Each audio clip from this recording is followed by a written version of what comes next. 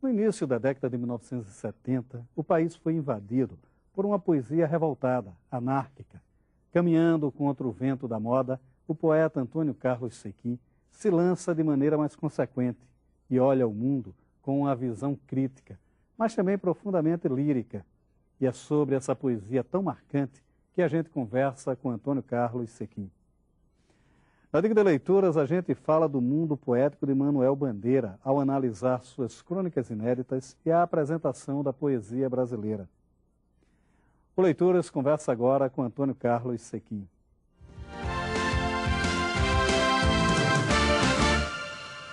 Sequim, uma coisa que me chama a atenção na sua trajetória literária é que você estreia no início dos anos 70, num momento de vanguardas e mais vanguardas, as vanguardas, mas você estreia prestando uma homenagem a toda a tradição poética brasileira.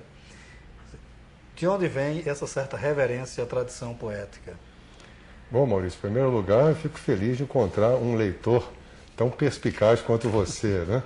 Quer dizer, quando o autor de poesia encontra um leitor, que não seja da sua família, do círculo de amizade, ele já comemora. E sendo assim um leitor com observações pertinentes, a questão fica ainda melhor. Eu sempre fui um apaixonado pela literatura e eu considero um grande equívoco essa concepção de que a literatura precisa ser reinventada a cada 5 anos, né? Como se os gênios só pudessem vigorar com data de prescrição, limite de validade. E ao contrário disso, eu creio que em todas as épocas da humanidade, né, da nossa cultura ocidental, você vai encontrar aqueles poetas, aqueles prosadores que têm muito a dizer ao homem de hoje, né? Porque o autor datado é aquele que quer ser excessivamente contemporâneo e quando essa contemporaneidade vira passado, ele vai junto. E o autor que fica é aquele que também escreve para o presente, mas não se preocupa em datar ou localizar esse presente de maneira fechada. Por isso é que eu fui atrás dessas vozes todas, né, da tradição, da literatura medieval, do Renascimento, dos nossos românticos, parnasianos, simbolistas, os parnasianos tão mal falados e, no entanto, com uma grande técnica e um grande conhecimento do ofício de escrever. É verdade que não a serviço de uma visão complexa da vida. Muitas vezes o parnasiano ou outros poetas que são versejadores e que têm apenas a técnica. Eu acho que a técnica sozinha, ela não é muita coisa, mas sem ela não há nada. Nós estamos no plano da ignorância. E como eu, até por ser professor, né, tenho numa das minhas vocações o desejo de combate à ignorância sob todas as formas, é que eu procuro, na medida do possível, abrir as portas e as percepções dos meus alunos e dos meus leitores para tudo isso que o passado tem, não para ser repetido, né, mas para ser conhecido e para ser meditado. É mais ou menos aquele trabalho que fazia o Bandeira. O Bandeira tinha um amplo conhecimento poético, aliás, conhecia toda a tradição poética, até para se permitir fazer a renovação. Lembra, inclusive, um verso do Ledo Ivo, está me vindo um verso do Ledo Ivo que eu acho interessantíssimo, que ele disse que quanto mais antigo seria cada vez mais antigo e mais moderno, né? É mesmo. E o Bandeira, não é à toa que ele se recusou a participar da Semana de Arte Moderna, lá em São Paulo, porque ele disse que se sentia mal, tendo que vaiar nomes, autores e textos que ele admirava. E o fato de ser amigo do presente não quer dizer que tem que ser hostil ao passado. E Bandeira, mais do que ninguém na nossa literatura, opera essa síntese maravilhosa entre um discurso comunicativo, um discurso que não é pesadão, não é arcaico, né? Mas também não é uma adesão ao último receituário da moda, né? Então esse equilíbrio que ele tem é muito interessante, porque no que se refere ao modernismo, já é necessário que se faça uma profunda reavaliação desse movimento, no que ele teve de preconceituoso, né? De conservador também e de sufocador, por exemplo, da força de um simbolismo. Ficava atacando o parnasianismo, mas não deixou brecha nenhuma para que se reconhecesse a importância de Cruz de Souza.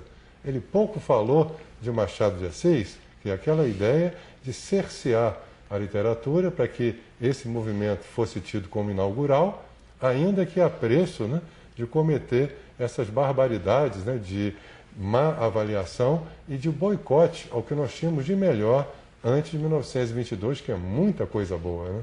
Muita coisa chega boa. a boicotar nomes fundadores deles próprios, como Simões Lopes Neto, Monteiro Isso. Lobato, né? É uma coisa curiosa isso. Curioso, autofágico, de certa maneira, né? Agora, você falou em Cruz de Souza, aí há um soneto seu fundamental sobre o Cruz de Souza, o Cisne, né? Onde você exatamente resgata essa força do simbolismo, essa força dele, mas ao mesmo tempo ironiza o desprezo que se deu a ele. É verdade. Né? Quer dizer, há um pouco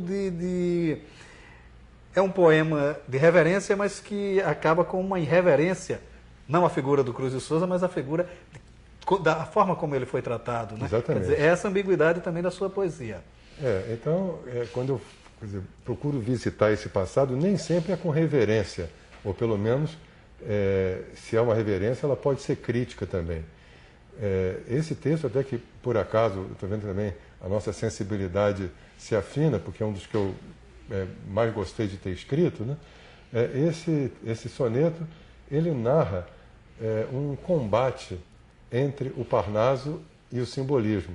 E não é à toa que nós temos ali Cruz de Souza chamado de o cisne negro, e nós temos na parte branca do parnasianismo os cisnes de Júlio Salúcio, né? Que rima cisne com tisne e chama a vida de manso, lago azul, algumas vezes, outras vezes mar fremente. É um soneto parnasiano que fez extraordinário sucesso já no final do século XIX, portanto contemporâneo de Cruz de Souza, e o personagem desse soneto, ou os personagens, são um casal de cisne de alvacentas plumas, plumas brancas. E aí eu imaginei um combate, né, de um lago, né, onde esse parnasiano está desfilando, né, sagrado pelos deuses, como vitorioso, e esse cisne bêbado de espaço, negro, marginal, expulso desse lago, na figura de Cruz de Souza. E uma certa ironia também, trágica que eu diria, que foi o descalabro da vida dele, né? Uma vida miserável, talvez a biografia mais triste da poesia brasileira em termos dos seus grandes nomes, e na sua ânsia de absoluto, então termina o poema, ele expulso do lago, né? Sangrando perto de um poço, né? O poço também com a ideia da profundidade. E do alto, um Deus cruel cospe em seu rosto. Quer dizer, a figura divina, o destino, ou o que seja, sendo indiferente à sorte desse poeta, que depois, felizmente, a história tratou de resgatar. E o que ainda prejudicou o simbolismo em particular foi que, contrariamente aos outros estilos consolidados, onde nós tínhamos uma sucessão, né? Então temos o arcadismo, depois você vai ter o romantismo, você vai ter uma sequência cronológica, parnasianos e simbolistas coexistiram. É o único caso de uma simultaneidade, né, cronológica de estilos que, apesar de tecnicamente apresentarem semelhanças, ideologicamente são muito diferentes. Digamos então que na hora o parnasianismo foi o grande vencedor, tanto que nesta casa aqui, a ABL, né, ela se tornou, digamos, o centro acolhedor de realistas, naturalistas e parnasianos, e foi uma entidade que não acolheu a primeira leva, grande leva de poetas simbolistas, porque nem Cruz de Souza, nem Alfonso de Guimarães pertenceram aos quadros da ABL.